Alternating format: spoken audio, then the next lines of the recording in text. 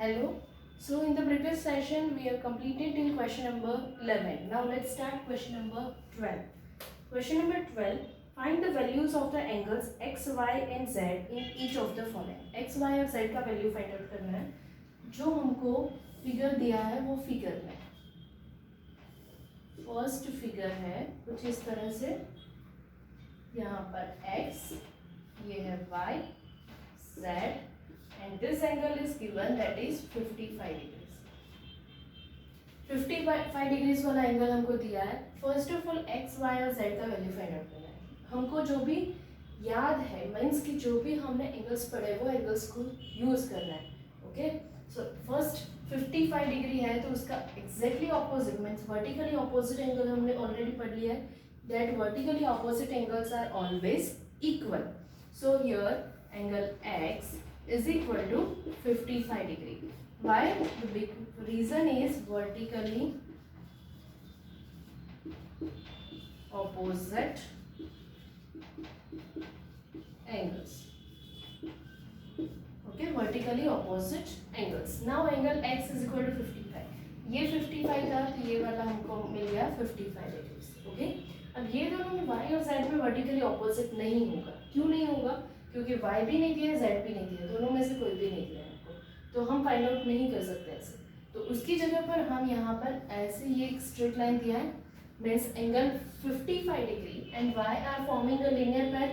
Yes, linear pair form कर रहे हैं. लीनियर पैर फॉर्म करना मतलब 180 डिग्री टोटल होगा. So here 55 degree and y are forming a linear pair. Okay, so angle y plus 55 degree is equal to 180 degree. So angle y is equal to 180 degree minus 55 degree. Transpose method जैसे हमने equation solve करने के time पे use किया था. Angle y is equal to 180 degree minus 55 degree, that is 125 degree. Okay, so angle y 125 degree मिल गया, angle x 55 degree मिल गया. अब बाकी कौन सा है एंगल z.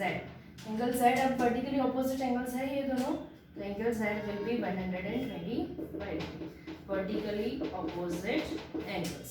ओके, मैंने शॉर्ट फॉर्म्स यूज किया, आप शॉर्ट फॉर्म्स यूज नहीं कर सकते, आपको पूरा लिखना. ओके, यहाँ पे angle x, y and z. And students यहाँ पे याद रखना है कि जब भी हम कोई भी ये वाली प्रॉपर्टीज यूज करते हैं मीन्स कोई भी एंगल्स का हम यूज करके उसके आंसर्स फाइंड आउट करते हैं, तब ये हमको ऑलरेडी रीजन बताना बहुत ज़रूरी है. अगर रीजन नहीं बताया तो ये सम का हमको 0 मार्क्स मिलेगा. भले ही सम करेक्ट किया है लेकिन रीजन नहीं बताया है यहाँ पे तीनों, तो फिर वो उसका मार्क्स हमको 0 मिलेगा. सो रीजन बताना कभी भी भूलना नहीं है. सो फर्स्ट कंप्लीट किया. सेकेंड नंबर देखकर सेकेंड का फिगर कुछ इस तरह से.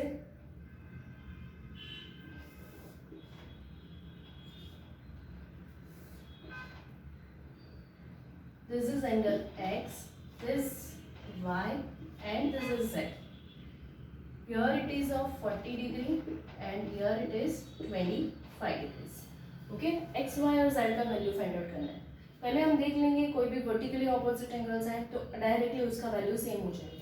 मीन्स यहाँ पे 40 degree and z are vertically opposite angles, so angle z is equal to 40 degrees because reason is vertically opposite angles.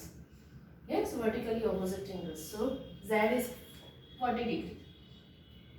Now thus forming a linear pair y and 40 degree. Angle y and 40 degree is forming angle y and 40 degree are forming a linear pair. Means angle y plus 40 degrees is equal to 180 degrees. So angle y is equal to 180 degrees minus 40 degrees. Angle y is equal to 140 degrees. यहाँ पे मिल गया angle y, angle z. अब बाकी है angle x. Angle x के लिए क्या करेंगे, ये वाला स्ट्रेट लाइन है, मीन्स ये तीनों का सम क्या हो जाएगा 180 degrees. 40 degree plus x plus 25 degrees, it is 180 degrees. So 40 degrees plus x plus 25 degrees is equal to 180. So x is equal to 180 degrees minus 65. 65 कहाँ से आया? 40 plus 25, that is 65. So x will be 115 degrees. Okay, angle x is 150 degrees, 15 degrees. तो इस तरह से हमने question number 12 solve किया है. क्वेश्चन नंबर 12 में प्रॉपर्टीज यूज करना है, प्रॉपर्टीज यूज करना है, उसके साथ साथ लिखना भी है कि कौन सा एंगल्स वर्टिकली ऑपोजिट है, कौन सा एडजेसेंट एंगल्स है, या कौन सा लीनियर पैटर्न है. ओके, तो उसके अकॉर्डिंग यूज करके फिर प्रॉपर्टीज लिख के हमको इस तरह से एंगल्स के वैल्यूज फाइंड आउट करना है. So X Y Z form हो गया. Now question number 13. Question number 13, fill in the blanks. Fill in the blanks, first number यहाँ पे हो जाएंगे हमारे fill in the blanks. Question number 13 first. If two angles are complementary, then the sum of their measure is 90 degree. Complementary means 90 degree. Second, if two angles are supplementary, then the sum of their measure is 180 degrees. Third, if two adjacent angles are supplementary, then they form a dash. Two adjacent angles are supplementary. Two adjacent angles means इस तरह से दोनों adjacent angles है और वो supplementary, तो वो क्या हो गए? Linear pair. Linear pair. Fourth, if two adjacent, oh sorry, this was fourth, here it is fourth and now we are solving third. Fourth, this is third. Third is two angles forming a linear pair are always supplementary angles. क्योंकि linear pair form कर रहे हैं, इसका मतलब क्या है? 180 degree, और supplementary angles का मतलब भी 180 degrees. Fifth, if two lines intersect at a point, then the vertically opposite angles are always equal. intersect कर रहे हैं, intersect करना मतलब एक दूसरे को कट करना. जैसे यहाँ पे है, एक दूसरे को कट कर रहे हैं, इंटरसेक्ट कर रहे हैं एक पॉइंट में, तो vertically opposite angles are always equal. Sixth number, if two lines intersect at a point and if one pair of vertically opposite angles are acute angles, then the other pair of vertically opposite angles are, means here we can directly see these are vertically opposite and these are two lines and intersecting in one point. Okay, यहाँ पे vertically opposite angles जो है acute angles. Acute angles means lesser than 90 degree. Okay, तो बाकी के दोनों angles हम directly देख के बता सकते हैं कि वो दोनों एंगल्स क्या है? ऑब्ट्यूज एंगल्स है, more than 90 degree. Obtuse angles. Okay, so question number 13 खत्म हुआ. Now let's see question number 14.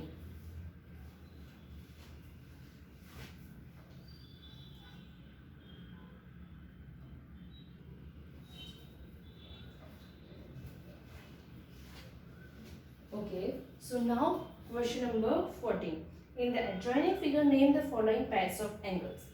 Figure हमको ये दिया हुआ है, उसमें पैर्स जो भी पूछे हुए एंगल्स लिखे हैं. Obtuse vertically opposite angles, vertically opposite angles और उसमें भी ऑब्ट्यूज होने चाहिए.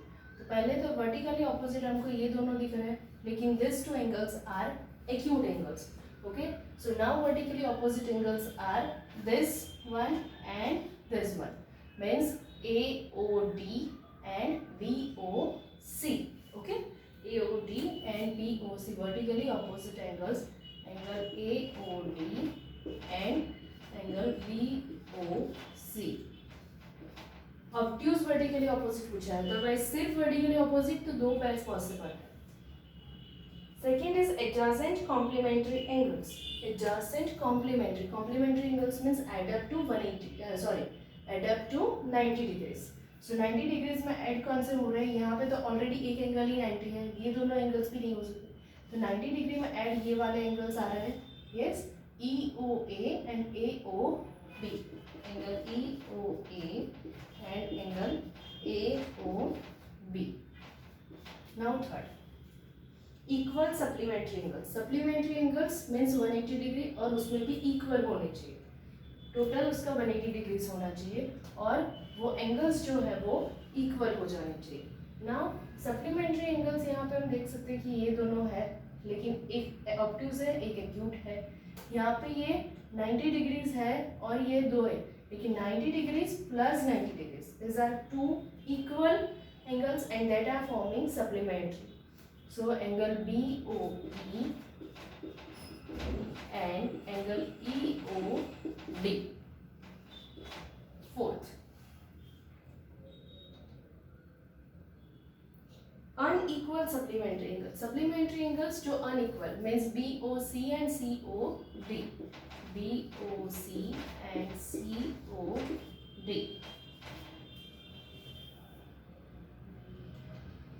उस BOC and COD, उसके अलावा दूसरा पैर भी ले सकते हैं हम BOA and AOD.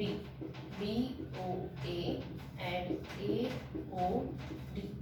So fourth में दो पैर पॉसिबल है, कोई भी पैर हम लिख सकते हैं. Fifth is adjacent angles that do not form a linear पैर. लीनियर पैर मतलब 180 डिग्री होना जरूरी नहीं है, लेकिन वो एडजेसेंट एंगल्स होने चाहिए. Adjacent means these two are adjacent angles, then these two are adjacent, these two are adjacent, and these two are adjacent. Means common vertex share करने चाहिए, common arm share करने चाहिए. Angle BOA and AOE, BOA and angle AOE. This is first pair, then second.